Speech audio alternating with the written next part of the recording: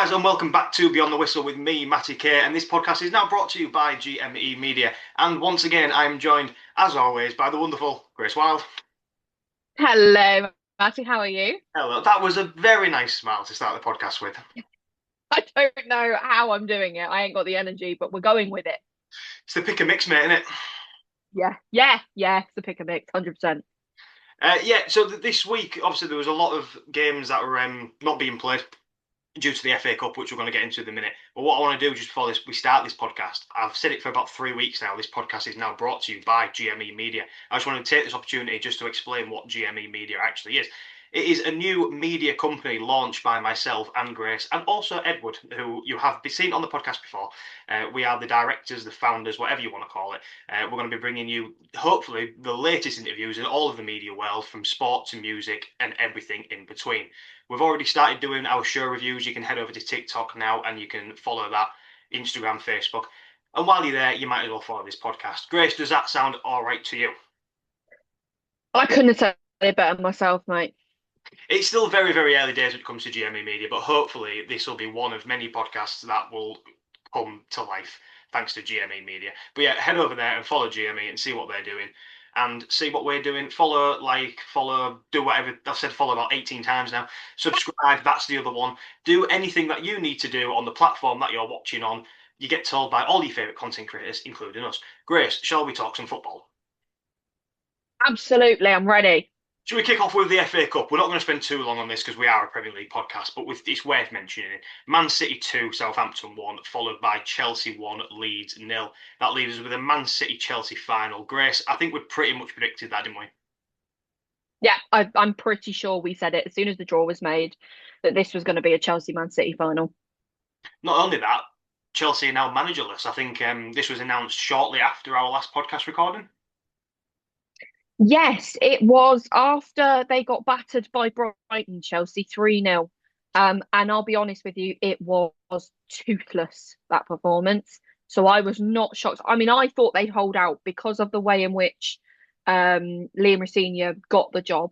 I expected them to hold out and sort of say, no, it is working, if you know what I mean, because I didn't want to be proven wrong.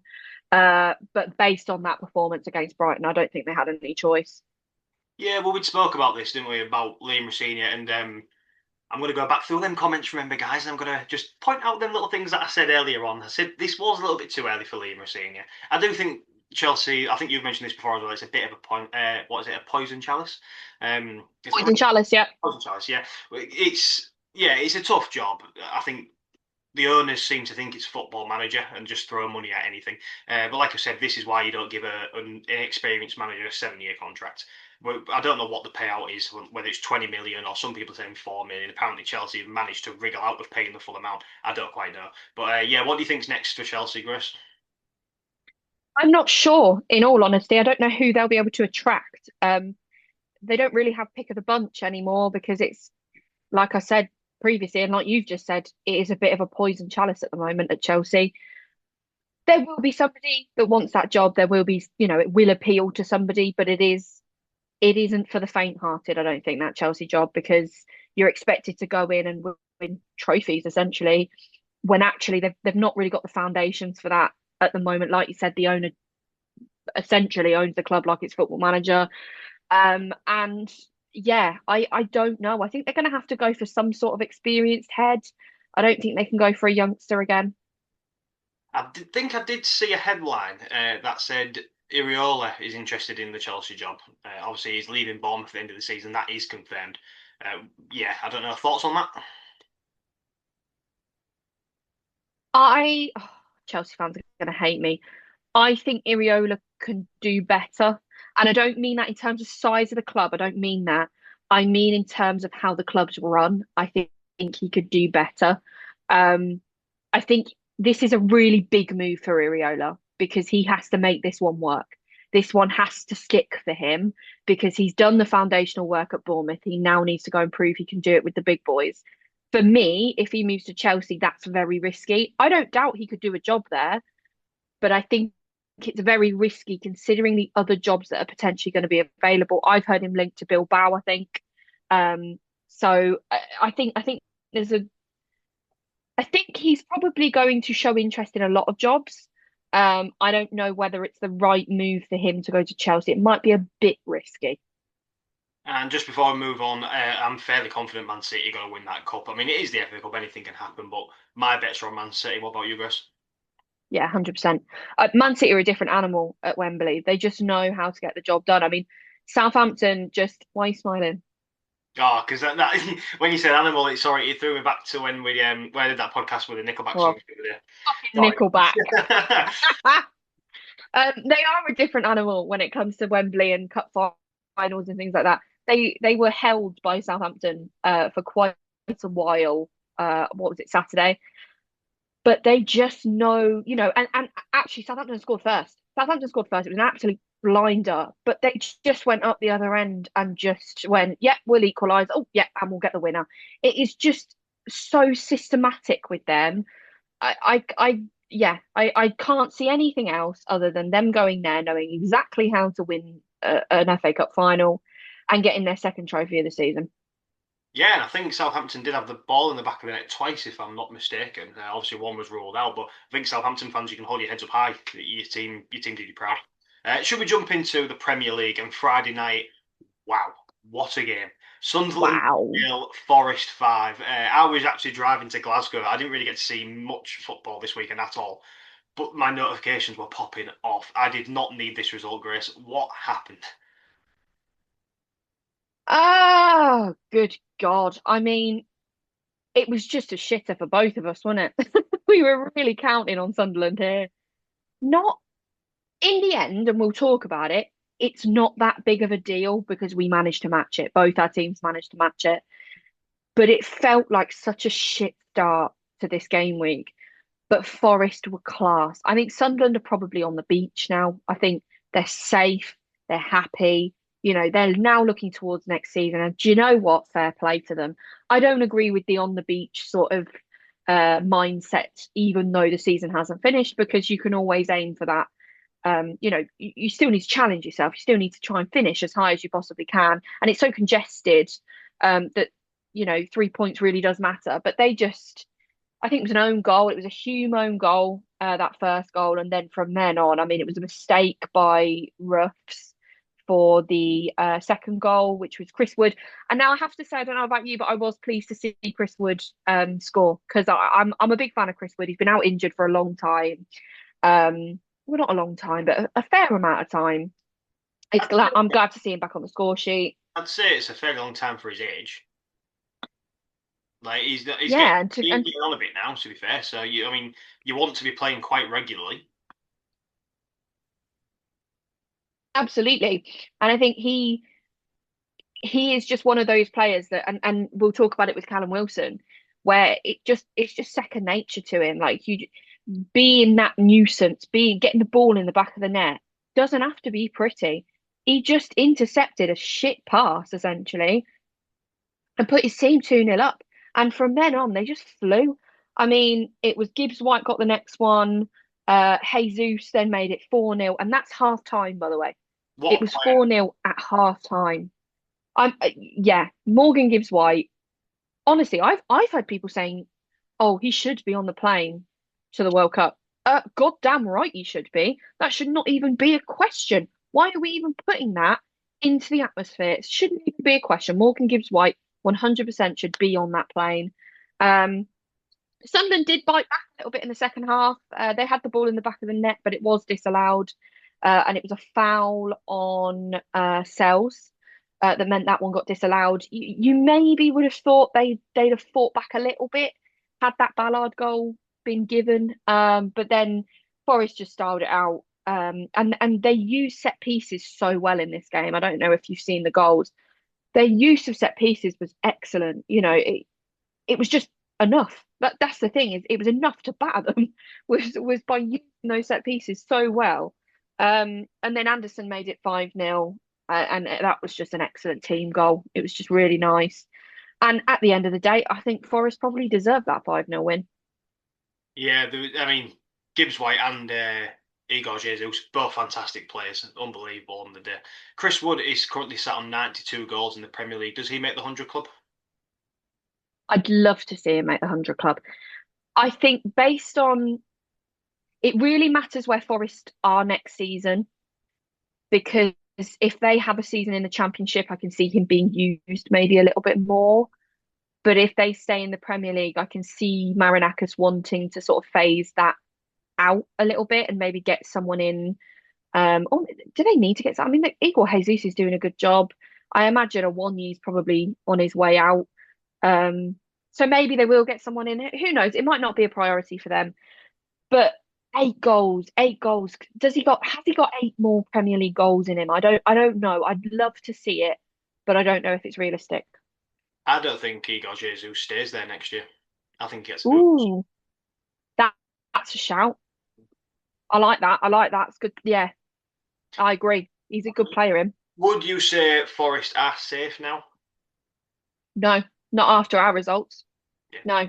I think Friday night you'd have probably sat there and said yes, because they were what 6 points clear of us in 18th, 17th, sorry. And obviously was at 8 points clear of you guys. But then as we'll go on to, we both managed to get 3 points this weekend. And if I'm honest, I think it's pulled everybody back into the equation. I mean, I probably argued Leeds were safe, and they are probably safe. I still sit here thinking they're probably safe. But with us getting results at the weekend, we've just dragged everybody back into it, and they will be looking over their shoulder. I've actually heard a lot of Newcastle fans saying they're looking over their shoulder as well. Well, yeah, this is something to maybe talk about. I mean, I was going to bring this up during the Arsenal Newcastle, but we're here now. If Newcastle do go on this horrendous run that they're going on, could they be brought right into it? It depends. It really depends if West Ham and Tottenham, if Tottenham get this spark from this win, and again, we'll talk about that. If they get a bit of a spark from this win and they go on a little bit of a run, then absolutely. If West Ham have got to match that though, if West Ham fall off, then they're in that. There is one spot available, and it is a case of if West Ham and Spurs start to get themselves results, and to be fair, West Ham have been getting themselves results. We were 7 points.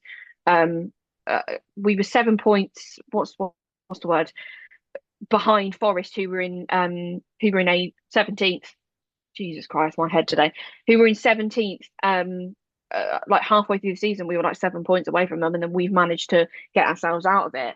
So theoretically, that run's already on for us in many ways. If Tottenham can find a bit of form, then 100% the teams above us, they will have to start winning games. And Newcastle are not winning games. They're just not. There's only two teams that are worse in form for Newcastle. Do you know who they are? Wolves. Oh, um, oh, I don't know. So the bottom three are Newcastle, Burnley, and Chelsea. Oh, Oh, Chelsea are currently the worst performing team in the league. Just out of interest, you know who is the best performing? City. No, Brighton. Ooh, go on, Brighton, Hertzler. and then Nottingham Forest in second. Interesting. That is obviously based on the last sort of 5 games. But yeah, look, I think Newcastle they're 8 points from safety. I think they'll be okay. I wouldn't stress too much as Newcastle fans, but yeah, look, it makes it interesting. It makes it very It very. does. Should we jump into the early kickoff for Saturday? Again, I was away doing some content for GME Media, so again, go check that out. It is all up on TikTok now. The early kickoff on Saturday was Fulham 1, Villa 0. Bit of a slip up for Villa. Still think they're going to get Champions League secured, though, don't you?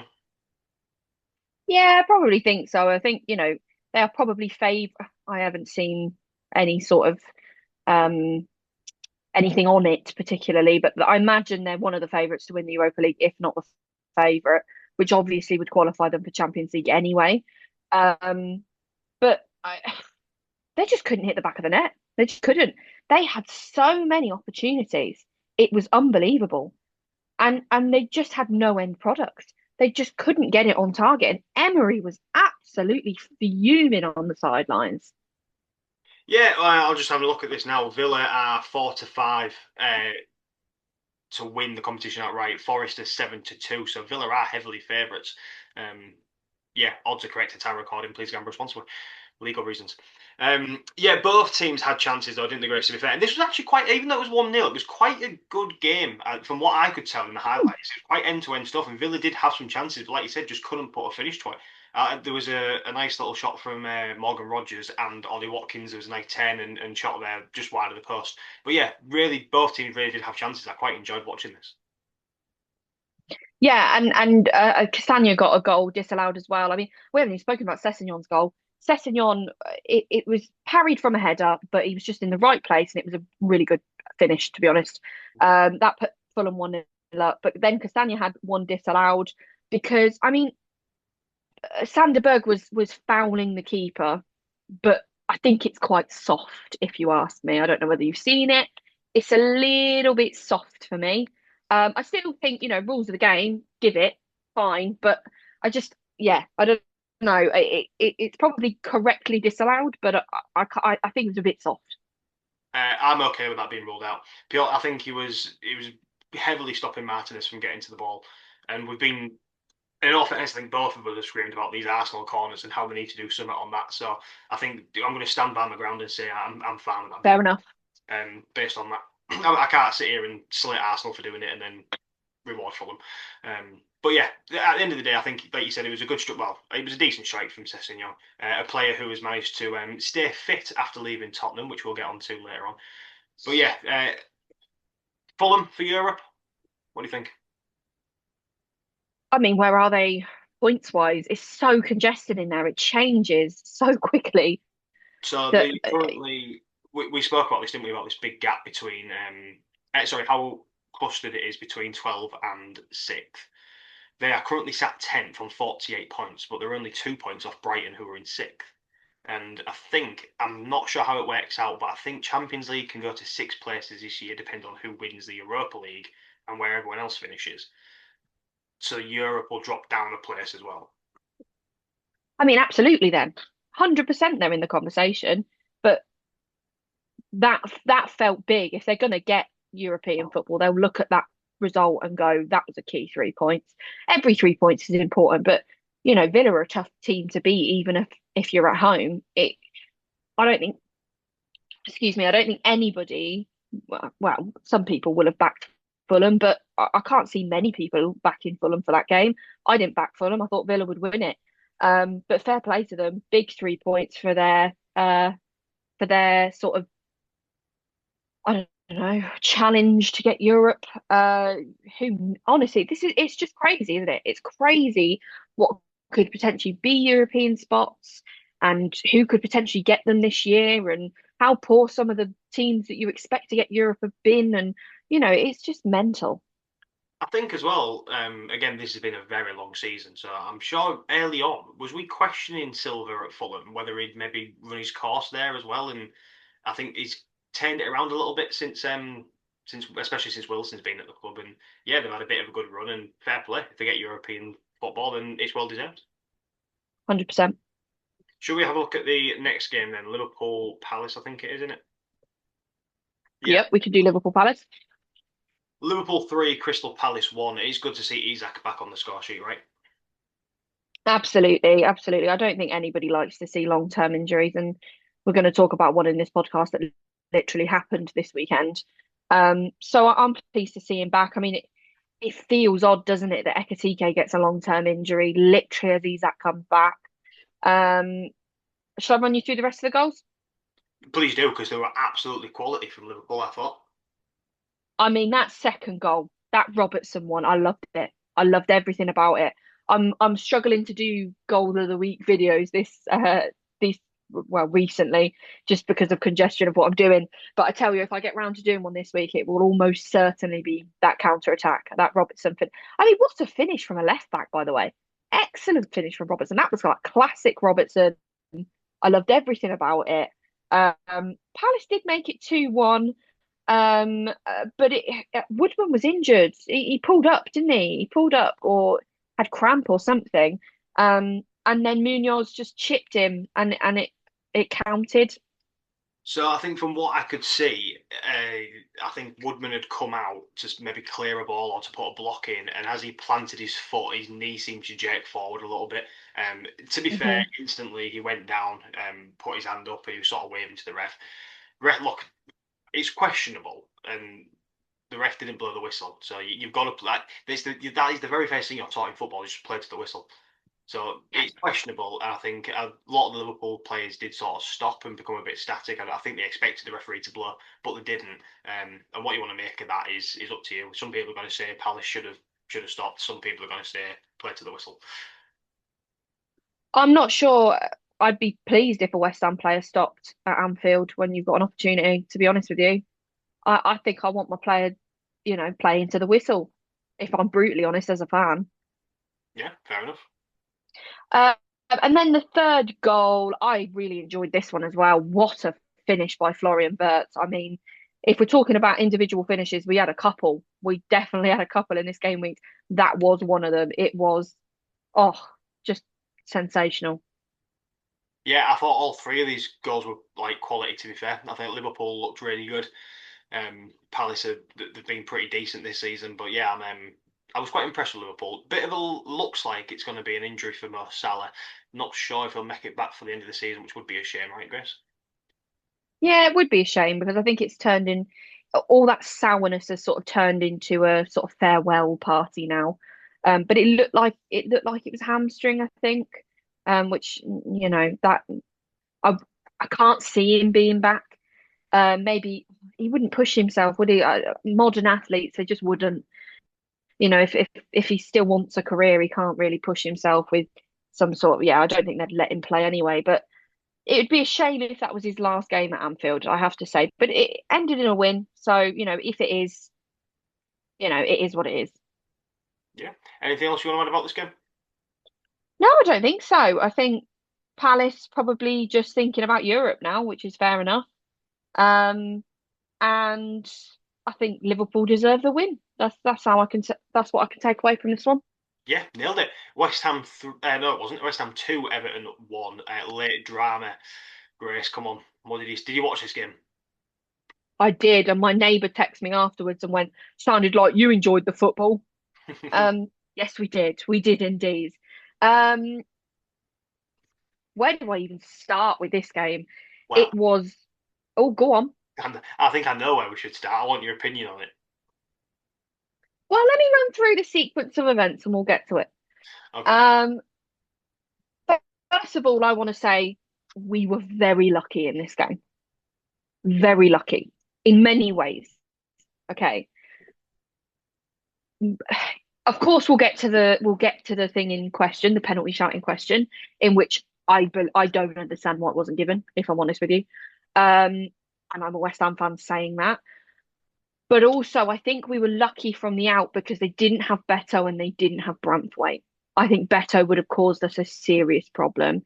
It's almost like you can understand why Barry is number two for Everton, and Barry tends to come on um, sort of 70th, 75th minute for Beto, but I felt like I really understood why Beto starts because he's a nuisance. He's a great player. And they were without him, and I think we were really lucky going into this game that they didn't have him. Um, so the reason I want to go through the sequence of events is because there is also a penalty shout for West Ham that I'm not sure if you've seen. Is this the Pickford one? It is the Pickford one. So in a sense, this one didn't matter because from the corner that came straight after this, we scored. So in a sense, it didn't really matter. However, I'm going to make a video on this, I think, tonight because not on this particular thing, but in terms of VAR's sort of impacts on the relegation battle, just from two games in this game week. Um, I'm not going to lie, Pickford could have easily broken Tati's ankle doing that. He could have easily done it, and I understand. So many people have said momentum, momentum, momentum. Like there's nothing he could do, all that sort of stuff. I get that, but how many players go into tackles that are dangerous and intend to hurt the player? Not very many. So it's one of those where we're really lucky Tati didn't break his ankle at that point because that was nasty. And I'll be honest with you, Pickford. being sent off at that point changes that game. Now, luckily, again, we went on to win it. So those decisions weren't massively impactful to us because they didn't change the amount of points we got from the game, which obviously was the important part. But I just wanted to put that one in there because everybody's banging on about the handball, which I totally understand because I don't get why it wasn't given either. But there was that in there as well. So it wasn't completely luck based for West Ham. Anyway, we went into the second half, at the penalty shout, and then we scored from the corner. It was a Souček again, a Souček corner. He's just unbelievable from set pieces. Don't know what we do without him. Um, then came the penalty shout with Fernandez, and I want to go into this one because there's no doubt in anybody's mind that this is handball. It is handball, right? I was fully expecting this to be given. I was fuming about it, but I was fully expecting for it to be given because I would want that given at the other end. The problem is though, is that like I'm trying to work it out in my head why it wasn't given. And the only thing I can think of is that Fernandez is smaller than I think it was Barry, sorry, and he couldn't see where his hands were. That's the only thing I can think of as being the reason why they didn't give that. Okay, well, I would just while you were talking there, I went back through the highlights and I've had a look at the Pickford one. It from the angle that they're showing it on here, it's quite hard for me to see it. I can see what you're saying in terms of like the whole momentum. People are banging about momentum thing. He's thrown himself at it, but he's one of them, right? I think in professional football, and you'll hear all the players talk about it whenever you listen to a podcast. They try and leave something on you. That's what they describe Mhm. as. If they can get contact on you and leave something on you to make them aware that you're there, they will do it. And I think that's maybe what he's Mhm. trying to do. It's again, I can't comment if it's a red or not because I can't see it up close enough. So yeah, maybe you I'll can. send you a screenshot later. Yeah, the angle it's kind of like from pitch side, looking across, so it's a bit sort of tricky. They've not really zoomed in on it either. Yeah, the handball. I think from the statement that was made, it was something to do with them saying the player was in a grappling motion. But you can clearly see that he's reached around and he's flicked it, and he knows what the players know what he's Yeah. doing. He knows the ball's there. He knows he's flicked it. I'm unbelievably surprised he's got away with that.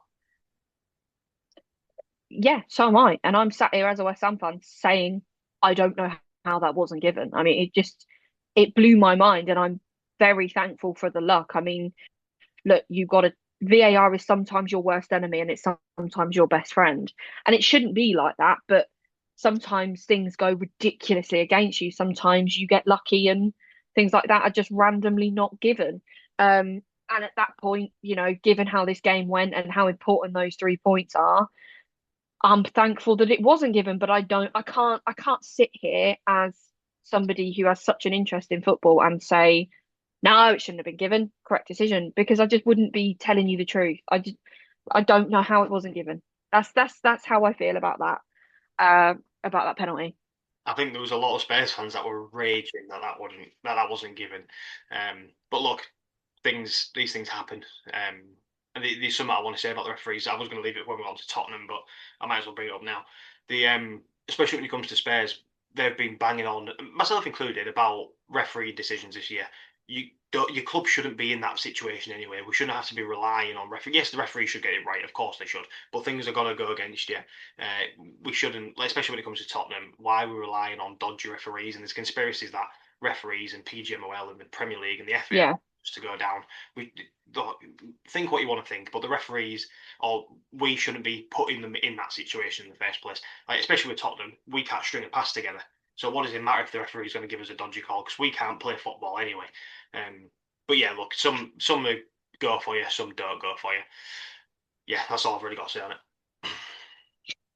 anyway, we move on because I think we both think that should have been a penalty. I don't think that's controversial. We're not going to sit here and have a massive, argument because we're on the same page. Kiernan Dewsbury Hall, just being Kiernan Dewsbury Hall. I love him. I love him so much. What a finish. Great finish. I'm assuming you've seen it. Oh my good God, a great finish. I'm impressed with Jude Bell. I think I said it the other podcast about how he stepped up, especially since the Grealish injury. I think when Everton brought Grealish in, they were very much like relying on him, and everything was sort of being played through Grealish. And yeah, once he went out with that injury, which is never good for a player, but I think Kevin Dewsbury Hall did step up. and he's performing well for Everton. Yeah, and look, this was difficult, this next part of the game, because I think Nuno made a decision here where he decided to put Freddie Potts on, which was essentially giving the signal to, I think he took Pablo off, I believe, and put Freddie Potts on. And that essentially gave Moyes and Everton the sort of indication that we were shutting up shop. And this was at about 70 minutes. Um, this was, I think it was before the goal. Um, it was just a shit idea. It was just a terrible idea, and we paid for it. And I'm sorry, but I can't sit here and say Wilson, who ended up getting the winner, who, by the way, just knows the back of the net, just knows how to find it exactly like Chris would. Just brilliant. I'll go on to how pleased I am that we have that fight in us. But I don't think he can take any credit from that, because actually his substitution invited pressure. His substitution made that game harder for those players on that pitch. Um, and yeah, I didn't like it at all. We've done it before. It doesn't work. I hate it. In Premier League games, you can't, unless you're maybe going to park the bus at the Etihad, you can't really shut up shop after 65 minutes. You just can't do it. You need to still have an attacking outlet, because anything can happen. And it drives me nuts when managers do it unnecessarily. Um, and this was one of those situations. I wanted him to make changes that said, no, we're going for a second one. Do you know what I mean? We weren't comfortable at all. I don't think we managed the game very well after we went 1-0 up. It was just all Everton. We're just so fortunate that we've got someone like Callum Wilson that knows where to be in the box. And I had no doubt as soon as that ball fell to his feet that was going in the back of the net. And I have to say, oh my God, the relief of that goal going in the back of the net was just unbelievable. We went mental in my house. My one of my other neighbours is a West Ham fan. He was there. Like, we were just texting him at the game. Like, it was just mental. And what a 3 points for us. I mean, and this is what gives me confidence, because we've got the grit and determination to, yeah, we went 1-0 up. It was 1-1. All the momentum was with Everton, but we still went up the other end and got 3 points. And that's what I think could potentially save us this season, is that mindset, is that never say die mindset. Um, and I love it. I love it, that spirit, that just, it really looks like they're enjoying playing for West Ham, even though the football is hard sometimes to watch, and there's misplaced passes and it's nervy, and there's so much about it that feels quite negative, and you could bog down in it. The players just aren't. They are there to survive. They are there to see West Ham be in the Premier League next season, and it looks like they're doing everything they can to keep us there. I don't think there's much else I can add to that. Is that you've smashed that? To be fair, yeah. Look, Callum Wilson is I one of the. went off on there. No, no, no, mate. It's your team. You do what you want. Callum Wilson, he's a similar player to me in my head, like you say, Chris Wood, Troy Deeney, just them players who just know where to be at the right time. An emotional rollercoaster for Tottenham fans, I think, because Tottenham scored and then Everton equalised, and for like a whole 4 minutes, Tottenham were out of the relegation zone until that like soul crushing goal went in from Callum Wilson. But yeah, look, I've said for weeks that you've got to fight, and I think off camera, I even said to you, I think West Ham will be safe. I didn't think it'd be at the expense of us, but yeah, I think we did say quite a while back that you're showing fight, you're showing spirit, which is good. It's all positive stuff. Yeah, I can't really ask for much more than that. I'm off to the G Tech this weekend to watch us go head to head with Brentford. Look, if this one feels big, because you feel if you get 3 points away at Brentford, my God, you're just in dreamland in many ways going into the end of the season. Look, it's unlikely it's Brentford, but you just never know. Brentford are a bit up and down at the moment. You just never know. Well, I was talking to another Spurs fan the other day, and I actually had you down to win 3 out of your next 4 games. Wow. I mean, we've got Brentford, Arsenal, Newcastle, Leeds. Yes, I can see you taking points from Brentford. Look, Brentford are pushing for Europa. or some form of European football next season. That will be a tough game, especially at the G-Tech. There's no doubt about it. But it's winnable. It is winnable. I think you drop points to Arsenal, which is understandable. I think you will. I think we'll get on to Arsenal, but I think you will drop points to Arsenal. New Newcastle are rock bottom. Tight. Yeah. They did look better against Arsenal, though. Well, we'll get on to that. And I think you beat Leeds as well. Well, I'm hoping Leeds are just completely safe by that point, and they just go, here you go, have 3 points at the end of the season. I mean, look, I'm hoping we're in a position. You never know. Nick a couple of points from Arsenal, couple of points, that's impossible. You nick a point from Arsenal, maybe even get through. Look, all I'm saying, Matty, is that we have fucked up their title run like twice already. Please don't doubt us. We can do it again. Oh no, We'll go there to do it again. I fully believe that you can, and I think maybe it's a what's the word is like pessimistic view from being a Tottenham fan. But I said this the other week. We have now put it in your hands. Like if we equal all of your results, it doesn't matter. We're still going to be down. So yeah, you've done what you need to do, and generally I can see you winning 3 out of your next 4. Should we jump into this Tottenham game? Yes, let's do it. So finally, for the first time in 2026, I can say Tottenham have won a football game. Surprising, really. I actually don't know how to speak positively about Tottenham anymore. It was Wolves 0, Tottenham 1. Yeah, Tottenham won, but at what cost, Grace? Well, I mean the injuries. I know you won, which is big, but it feels like the injuries are also a massive part of this game that I think could be in the long run impactful. I mean, look, it's Solanke. I don't know the extent of his injury. I don't. Do you know anything? Think hamstring, but I'm not certain. Which is a similar conversation that we had about Salah. Um, that feels big, but the bigger one is obviously Xavi Simons. I mean, he looked like everything positive was coming through him against Brighton, and all that positivity was sort of influenced by him and everything he brought to that team. In a similar way Somerville does for us, it's that sort of influence, and it's been confirmed now that it's an ACL tear, and tragically it takes him out of the World Cup as well, which you hate to see. I hate seeing it for any player. It's just happened with Ekatike. I hate to see it. Yeah, how are you feeling? I know you got the win, and it was a Palhinha jabbing at you know. He was onside. There was, that question, but he was onside. He sort of jabbed it into the back of the net. It was necessary. You got the 3 points, but how do you feel about the impact of those injuries potentially? Well, basically, yeah, look, it was a 1-0 win. It's 3 points, which we'll take. It wasn't fantastic football. We really struggled to even get a shot on target. 2 shots on target all game, I think it was, which obviously one of them was the goal. Yeah, we're really struggling creatively. And I said this the other week, didn't I, about Xavi Simons? We're struggling creatively. Play him. And they played him, and we looked a lot better. We actually had some creativity on the pitch. And then obviously this happens, and you go, I mean, look, I've got to question the medical staff because I think when it happened, Xavi tried to run it off, or was told to try and maybe run it off, or what are you doing? Do you know what I mean? Like, Mm. even if it is Xavi's idea to run it off, the medical department should have the absolute fucking knowledge just to say, no, mate, you're not running on this because you will get up even more. Like how let's get some common sense back in the room. Do you know what I mean? If I break my leg, I'm not going to go do a bloody half tuck pipe off a 3 meter diving board, am I? Because you know what I mean. Have some common sense about it.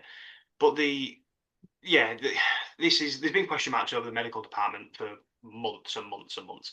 I think all of us are Ange Postecoglou an apology because we was all throwing dirt on his name for all the injuries, and look what's happening. There's still a caring. Yeah, but it's the Solanke one.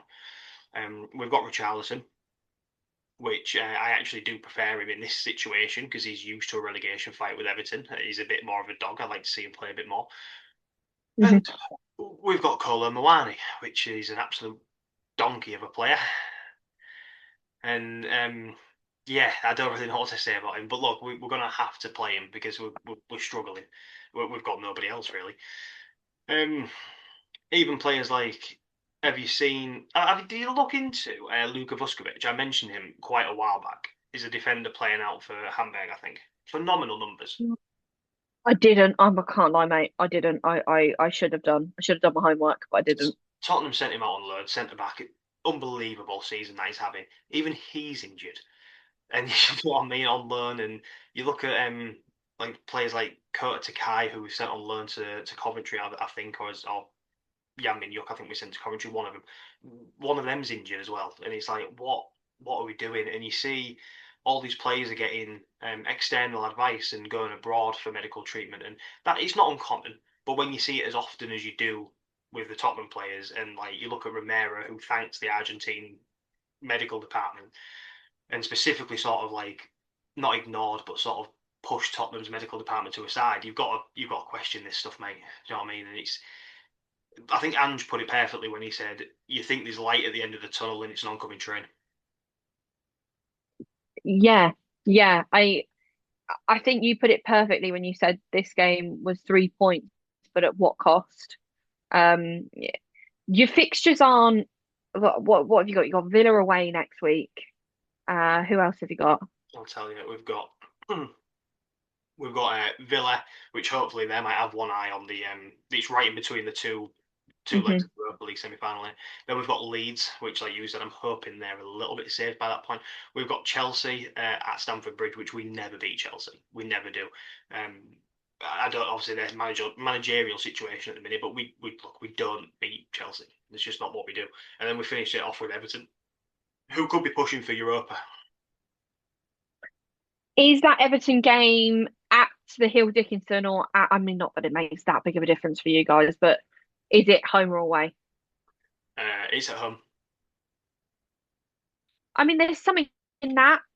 I guess there's something in. I just think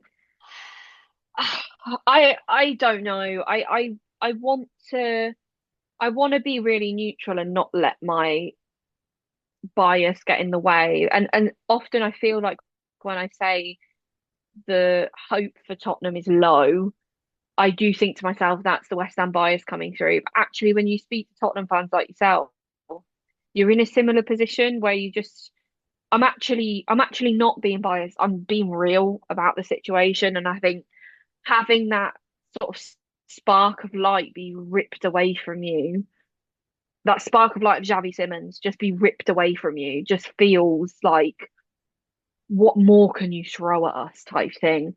Um, but look, there's still a lot of football to be played. It's you never know. You never know. You could really take the positives from this one and go on to the next one. Villa away, like you said, it's sandwiched between their Europa League semi-final. You never know. Um, my issue with that one though is that it's at Villa Park, which is always harder to go. It's much harder to play Villa at Villa Park naturally, and Villa will be Villa will still be trying to prove something. They're not a team that are on the beach just yet. And yeah, I don't know. I don't know. I My should just let my you speak on this one because you're Tottenham fan. my problem with the Villa team is if Villa do rotate players and put out a slightly weaker side, we've only just managed to beat a relegated Wolves. I still don't think we take the fight to a B Arsenal Villa team at all. So it's look, yeah, it's tricky. Yeah. It is tricky. Again, we've won, but I don't really know. I still feel deflated. I don't really know what else to say. Honestly, I think Tottenham are done. Um, yeah, that is tough. It is tough. I wanted to ask your opinion on the challenge where I can't remember who committed the challenge now, but there's a red card thrown about there. Do you know which one I'm talking about? I do. I've been meaning because I want to make this video tonight. I should have done it. I should have done it before the podcast, but as we all know, I work my ass off on a Monday, um, and I come home and record this. Um, so I don't get a chance to do that today, but I am planning to look at that challenge. From what I've seen, of course, there's a case. I don't really want to comment on it too much because I'm not 100% sure, but I'll have a good look at it before I do my VAR video, whether that's tonight or tomorrow. Um, and I will make a decision with that. What's your view on it? I'm not too bothered. There was a lot of Tottenham fans screaming about, "Oh, Romero does it. He's getting sent off," and well, I mean, how many times have we had that this season? Or if it wasn't Basuma and all this sort of stuff. Um, you look, I think if Romero does make that challenge, I wouldn't want to see Romero being sent off. So I don't want to see. I can't remember who committed the foul now, but I don't want to see that player sent off either. So I can't have it both ways. Yeah, I'm fine with it. I think he does slip a little bit. But yeah, like I said, I think if Romero had committed that and doesn't get sent off, I'd be like, yeah, fair enough. So I'm not. I don't want to see this player being sent off for it either. Yeah, and then I'll let you do your analysis on it later on. One last thing before we move on, I just want to give a massive shout out to Anthony Kinski. Once again, that save towards the end of the game, and João Palhinha put it best. That is as good as a goal on the other side, on the other end of the pitch, as good as a goal. And yeah, I want to save what I want to say about Kinski till later on. Hint, hint, nudge, nudge. Ooh. Arsenal 1, Newcastle nil. Grace, more pain for Eddie Howe. Yeah, more pain for Eddie Howe and more pain for Newcastle and more looking over the shoulder for Newcastle. But like you said earlier, this was better. This was better from Newcastle. They had their chances and they just didn't take them. I mean, first of all, I want to say Eze's goal was just another phenomenal He, strike. My God. he is annoying me this season because since going to Arsenal, he's just become a moments man. That's all he's been this season. He's just a Yes. moments man. He's put in a moment against Tottenham. He put in a moment against Tottenham again, and then he's put in this moment. Like without that, it probably would have finished 0-0. So yeah, that's what he seems like. That's been his role this season. Yeah, and I literally couldn't say it any better than you because I agree. I think he has become a moments man. I'd like to see him have more influence on the game because I think he's got that in his back pocket. Um, I don't know about you though, but I'm assuming you didn't get to watch the game because you were doing things with your life. I was not. So I sat and watched this game, and I'll be honest with you, I just got clinging on vibes from Arsenal. There's a difference. So City beat Burnley midweek 1-0, and Arsenal beat Newcastle this weekend 1-0. And for me, I look at those two performances so differently. Um, Arsenal invited a lot of pressure. They didn't look comfortable. It really felt like a smash and grab in many ways. And they looked flaky. They looked like a better team who had more confidence, maybe, or who were fighting for something, or you know, a team like Forest, a team like West Ham, who are really fighting for something, could take advantage of that. Um, I'm not convinced by Arsenal. I've not been convinced by Arsenal for some time. I'm pretty sure you said a while back that you feel like the title race is over. Arsenal have won it. I still think I was in that place where I was like, nah, I'm not convinced. I just have not been convinced by Arsenal. And still, that performance, yes, it's 3 points. I mean, you'd have thought Arteta had won the league when that 3 points come through because he knew how flaky that looked. He knew how on thin ice it feels like they are. And that's why that 3 points just felt so significant. I don't know. There's just a difference for me between City and Arsenal at the moment, and I am still back in City. Said my piece. I'm going to run through some stats on here. So Newcastle had better XG, whatever you think about that. They had the better XG. They had more shots than Arsenal. They had more possession than Arsenal. They had fewer fouls than Arsenal. They had more crosses into the box than Arsenal. And the goalkeepers both made 3 saves apiece. From what I could tell, looking at the highlights, Newcastle looked a lot better, like I said, and they tested Arsenal, and Arsenal, like you said, they did look a little bit flaky. And we've mentioned this like passing around at the back before.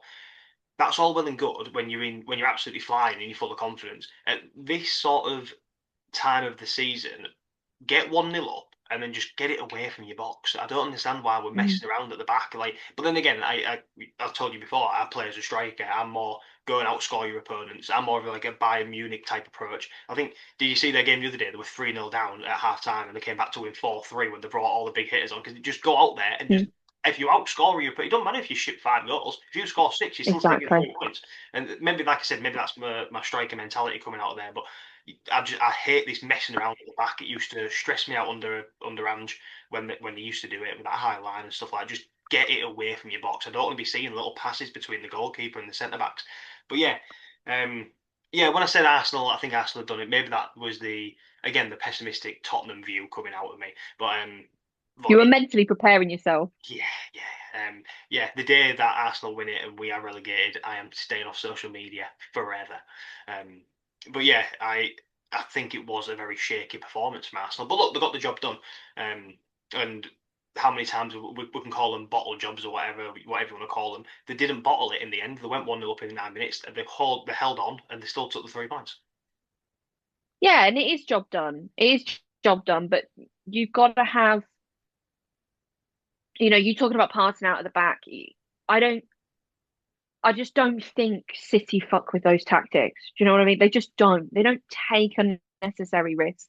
And I'm not saying all the time because nobody's perfect, but I think if Pep had his way all the time, they would not take unnecessary risks. And they tend to pass it about in midfield rather than taking the risk at the back. They tend to sort of command possession and use the width of the pitch and all that sort of stuff to do that. It, I just, I just think you should have confidence in your team that are going to go on and win the league. And I don't have that confidence in Arsenal. I think if City really pull themselves together, they can do it. Because I don't know whether I trust Arsenal to play the likes of West Ham, and I'm not just saying that as a West Ham fan.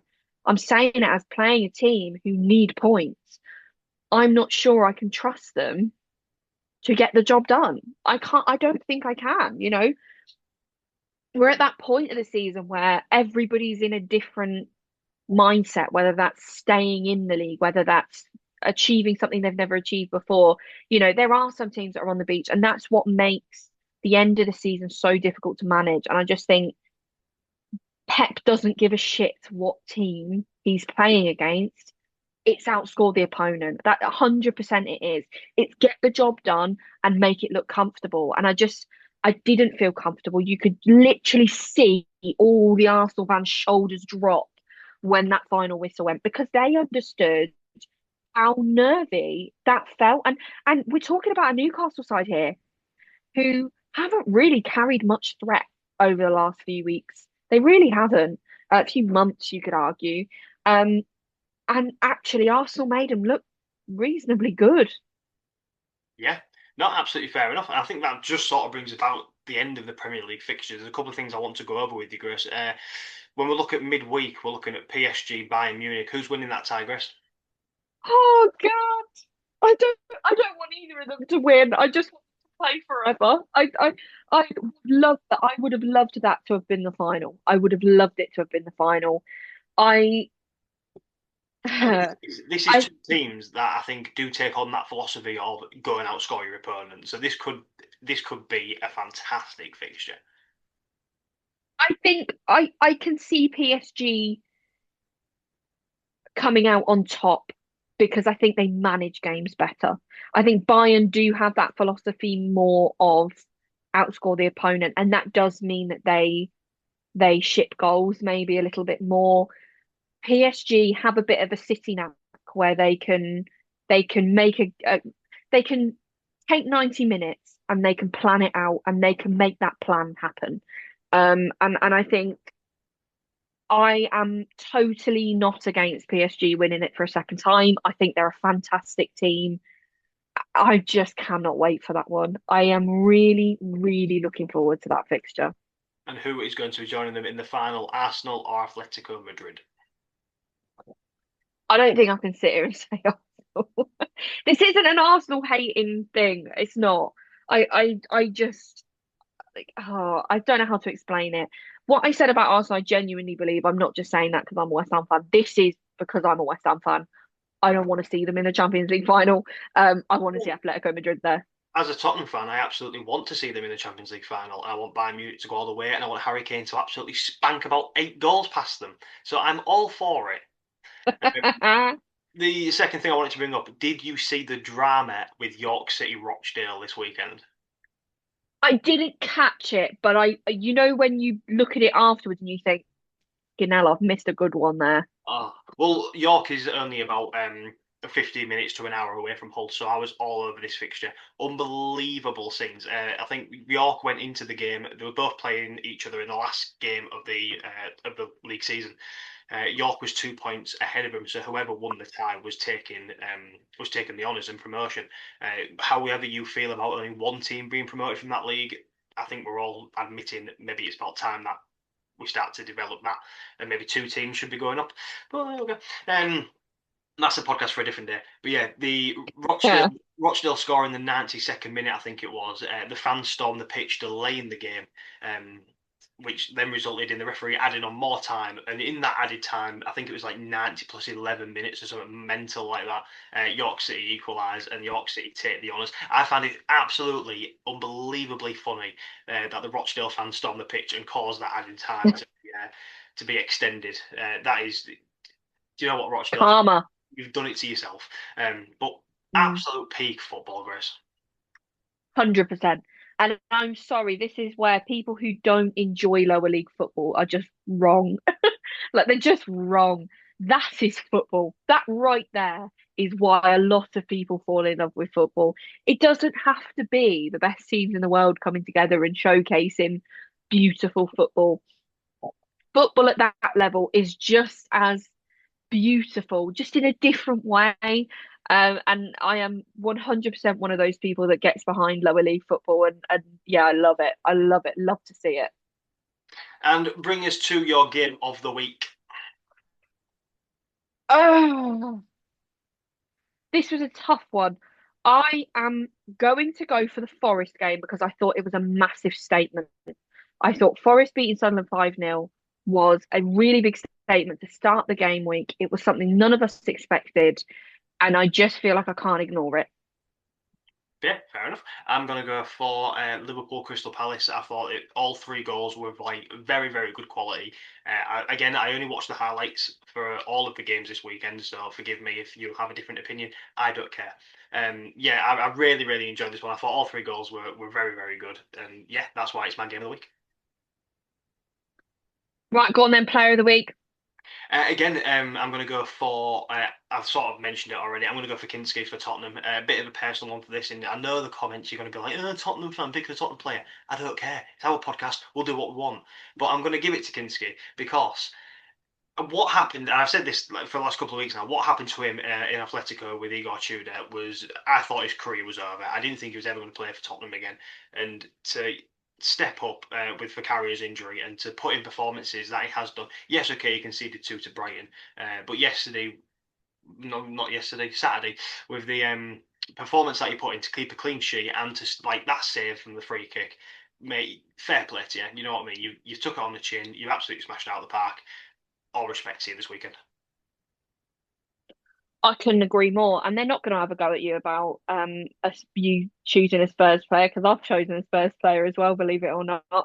I've gone for Paulinho. I think that he came on. I know he came on. He didn't start the game, but I just think if Tottenham were going to take anything positive from that game, he delivered it. You know, he got the goal when Tottenham so desperately needed it, and only players who can take that pressure can deliver like that. And I just think, do you know what? Fair play to him. Fair play to him. He's my player of the week. Well, there's a lot of Tottenham fans that don't want him to sign for the club. Obviously, he's on loan from Bayern Munich. And yeah, they're probably right in terms of he's not really a deserved player.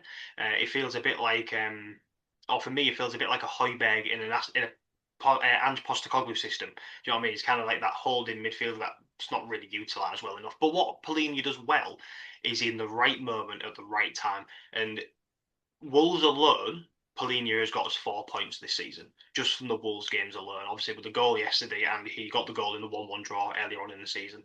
And yeah, look, I've got no problem with Tottenham signing him. There is rumours that they want to sign him, but not at the price that Bayern Munich want. So we'll have to keep an eye on that.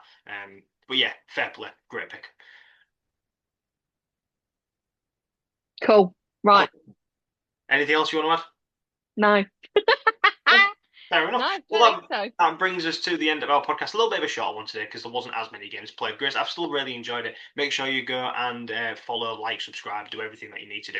And while you're over there, go check out GME Media. And Grace, I will see you next week. See you next week. Bye, guys.